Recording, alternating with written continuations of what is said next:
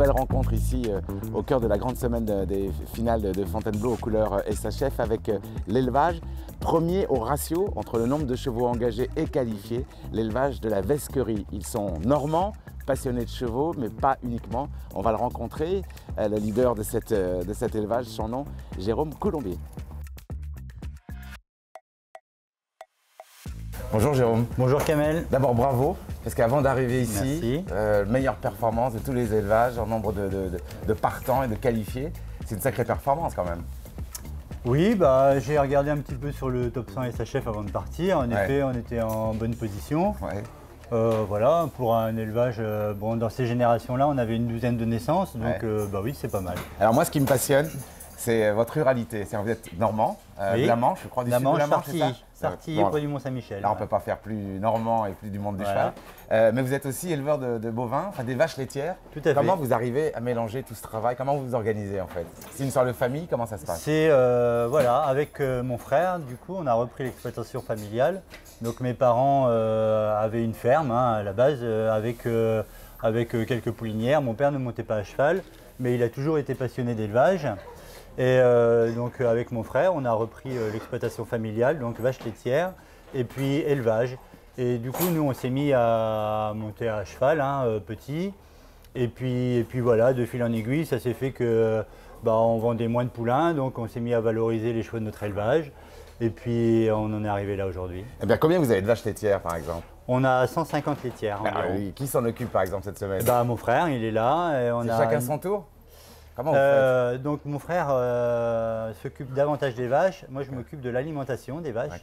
Tous les matins, qu'il y ait concours ou pas concours, je soigne les vaches avant de partir. C'est génial. Et puis après, je vais en concours et puis voilà. Bon. Là, il y a beaucoup d'éleveurs. Il n'y a pas beaucoup d'éleveurs qui montent leurs propres chevaux en finale. C'est vraiment l'intégralité de la boucle, de la profession d'éleveur et de cavalier. Oui, voilà, on fait, j'ai presque envie de dire de A à Z, quoi, puisque je fais les inséminations aussi. Voilà, et puis voilà, on fait du débourrage à la valorisation.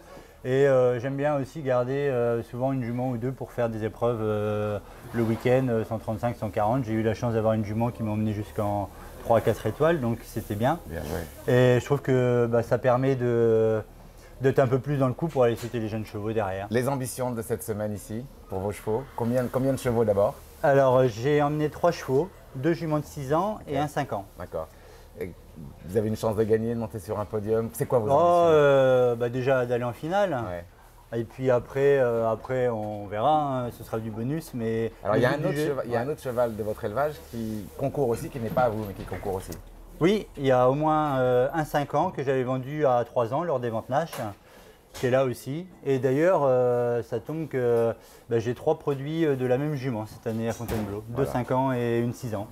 Et puis il y avait quand même des chevaux olympiques cette année, Paris 2024. Oui, et voilà, ça a été la bonne nouvelle aussi de cette année. Donc on avait 2 chevaux qui ont accompagné la hongroise qui était médaille d'or au pentathlon moderne et Elodie Clouvel qui était médaille d'argent pareil en pentathlon moderne. Donc une médaille d'or et une médaille d'argent.